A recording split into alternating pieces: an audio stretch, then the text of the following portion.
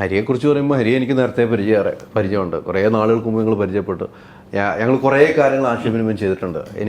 ഞാൻ ഇന്ന് വന്നതേ ചോദിച്ചതാണ്. ആദ്യം കാണുമ്പോൾ നമ്മുടെ അന്നത്തെ ഒരു പ്രൊജക്റ്റ് ഉണ്ടല്ലോ ഇപ്പോൾ ഇരിക്കുന്നില്ലേ എന്ന് ചോദിച്ച്, അത് വളരെ വേദനയോട് കൂടി തന്നെ ഞാൻ ചോദിച്ചതും വേദനയോട് കൂടിയാണ് ഞങ്ങൾ അന്ന് സംസാരിച്ചതും. അത്രയും ആരുടെ മോനാണെന്ന് പറയേണ്ട കാര്യമില്ല. ലോഹിത് സാറിൻ്റെ മോൻ എന്ന് പറയുമ്പോൾ ഇദ്ദേഹം എവിടെ എത്തി നിൽക്കേണ്ടതെന്നാണ് അറിയാം. ഒരിക്കലും അച്ഛൻ്റെ പേരിൽ അറിയണമെന്ന് ആഗ്രഹപ്പെടുന്ന ഒരാളല്ല.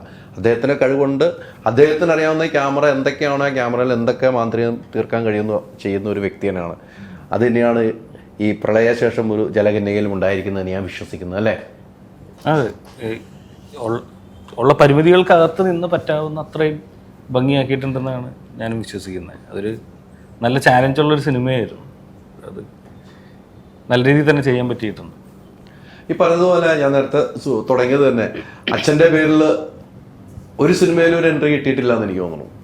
അങ്ങനെ ആഗ്രഹിക്കുന്നുള്ളൂ. നിങ്ങൾ രണ്ട് മക്കളും അങ്ങനെ ആഗ്രഹിക്കുന്നില്ല. ഞാൻ നിങ്ങൾ രണ്ടുപേരും എനിക്ക് വലിയ പേഴ്സണൽ ബന്ധങ്ങളും പരിചയങ്ങളും ഉള്ളതാണ്.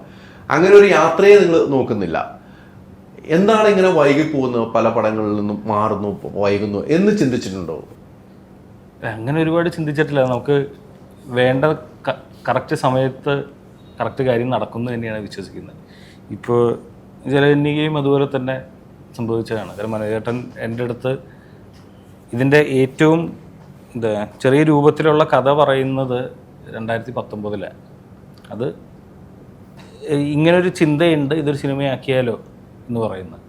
അപ്പം അന്ന് തൊട്ട് പിന്നെ അതിന് ശേഷം KSFDC വരുന്നതും അവിടെ ഇത് പിച്ച് ചെയ്യുന്നതും ഇതെല്ലാം കഴിഞ്ഞ് വീണ്ടും വർഷങ്ങൾക്ക് ശേഷം മനോജേട്ടൻ ഇത് ഒരു ഓപ്പർച്യൂണിറ്റി വന്നപ്പോൾ വീണ്ടും ചോദിച്ചു, ഇപ്പം ഇങ്ങനൊരു ഇത് വന്നിട്ടുണ്ട്, ചെയ്യുന്നുണ്ടോ?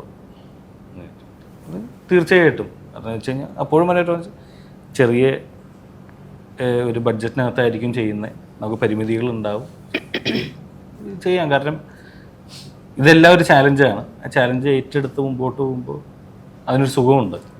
അപ്പോൾ ജീവിതം മൊത്തത്തിലൊരു ചാലഞ്ചാണ്, എല്ലാവർക്കും ചാലഞ്ചാണ്. അപ്പോൾ നമ്മുടെ ചാലഞ്ച് നമ്മൾ തന്നെ നേരിടുന്നതിനൊരു സുഖമുണ്ടല്ലോ. അപ്പം അച്ഛൻ്റെ പേര് പറഞ്ഞ് അതിനു വേണ്ടി നടക്കുന്നതിലും നമ്മൾ തന്നെ ആ ചാലഞ്ച് ഏറ്റെടുത്ത് മുമ്പോട്ട് പോകുന്നതിനൊരു സുഖമുണ്ട്. പക്ഷെ അവിടെയും വേറെ പ്രശ്നമുണ്ട്. അച്ഛൻ്റെ പേര് പറഞ്ഞ് നമ്മുടെ ചാലഞ്ചായിട്ട് പോകുമ്പോഴും പല സമയത്ത് വേദനകൾ തോന്നാറില്ലേ? എന്താണ് അങ്ങനെ എത്തിപ്പെടാത്തത്? നമ്മൾ പോയി ചില ആളുകൾ സംസാരിക്കണം, ഞാൻ ഇന്ന ആളുടെ മോനാണെന്ന് പോലും അറിഞ്ഞിട്ട് മാറ്റേണ്ടതും മാറ്റി നിർത്തേണ്ടതുമായ സാഹചര്യം ഉണ്ടാകുമ്പോൾ അതൊരു വേദന എന്നുമില്ലേ? തീർച്ചയായിട്ടും ചില സമയങ്ങളിൽ വേദന ഉണ്ടാവാറുണ്ട്. പക്ഷേ അതങ്ങനെയാണല്ലോ പൊതുവേ. ചില സമയങ്ങളിൽ ചിലത് പലരും മറക്കും, സ്വാഭാവികമാണ്. അതിനങ്ങനെ തന്നെ നമ്മൾ കണ്ടാൽ മതി. അങ്ങനെ മറക്കാൻ കഴിയുന്നുണ്ടല്ലോ. അതെ, എനിക്ക് വളരെ സിമ്പിളായിട്ട് വിടാൻ പറ്റുന്നുണ്ട്. ഹൈദരാലി കരയിപ്പിക്കും ഉപ്പോ എല്ലാവരും. വയ്യ. അല്ല, ഈ വാക്കുകളിലെല്ലാം ഉണ്ട്. വാക്കുകൾ എല്ലാം യോജിച്ചെടുക്കാൻ പറ്റുന്നില്ല, അടർന്നു പോകുന്നുണ്ട് പല വാക്കുകൾ പറയുമ്പോഴും. അല്ല, ഞാനത് അനുഭവിച്ചിട്ടുണ്ട്. അതുകൊണ്ടാണ് നമ്മൾ ഒത്തിരി സംശയം. ഇന്ന് വരെ നമ്മൾ ഒരുമിച്ച് നേരിട്ട് ഇരുന്നിട്ടില്ല. ഞാൻ അന്ന് തൊട്ട് നിങ്ങളൊന്നും എനിക്ക് കിട്ടണമെന്ന് ഓർത്തില്ല. കിട്ടിയിട്ടില്ല. ഞങ്ങൾ സംസാരിച്ചു. സിനിമയുടെ ഭാഗമായിട്ടെങ്കിലും കിട്ടുമ്പോൾ അത് ചോദിച്ചില്ലെങ്കിൽ ഞാൻ ചെയ്യുന്നത് തെറ്റായിട്ട് ഞാൻ കാണുന്നു. നമ്മൾ ആ വേദനകൾ പങ്കുവച്ചിട്ടുള്ളതാണ്. പക്ഷെ ഒരിക്കലും ഈ പറഞ്ഞ പോലെ ഗോകുൽ ഒരിക്കലും ഒരു അച്ഛൻ്റെ ഒരു വഴിയിലൂടെ അച്ഛൻ്റെ ഒരാളായിട്ട് ഒരാളുടെ അടുത്ത് പോയി സംസാരിക്കാൻ അങ്ങനെയൊന്നും കൂട്ടാക്കാത്ത രണ്ട് മക്കളും അങ്ങനെയാണെന്ന് ഞാൻ വിചാരിക്കുന്നു. ഞാൻ കണ്ടേക്കണം എങ്ങനെയാണ്. പക്ഷെ ചില സ്ഥലങ്ങളിൽ പോകുമ്പം അവഗണനയോടുകൂടി പുച്ഛിച്ച് തള്ളുമ്പോൾ ഉണ്ടാകുന്ന വേദന ഇവർ അനുഭവിച്ചിട്ടുണ്ട്. ഇല്ലയെന്ന് എൻ്റെ അടുത്ത് പറയില്ല, അനുഭവിച്ചിട്ടുണ്ട്, അല്ലേ? തീർച്ചയായിട്ടും. പക്ഷെ പിന്നീടും ഇപ്പോൾ ജലകന്യക ചെയ്യുന്നതോ അല്ലെങ്കിൽ അടുത്ത പടം ധീരൻ ചെയ്യുന്നതോ എല്ലാം ഇതല്ലാതെയുള്ള ബന്ധങ്ങളും സൗഹൃദങ്ങളും ഉണ്ട്, അതിലൂടെയാണ് ചെയ്യുന്നത്. അപ്പം അത് ഒന്നുമില്ലെങ്കിലും ഇപ്പോൾ അത് എൻ്റെ അച്ചീവ്മെൻറ്റ് മാത്രമായിട്ടോ അല്ലെങ്കിൽ എൻ്റെ അച്ചീവ്മെൻ്റായിട്ട് എനിക്ക് എടുത്ത് പറയാൻ പറ്റും. അതിലൊരു തീർച്ചയായിട്ടും ഒരു സുഖം കാണുന്നുണ്ട്. അല്ല, അതിൽ അഭിമാനിക്കുകയും ചെയ്യാം.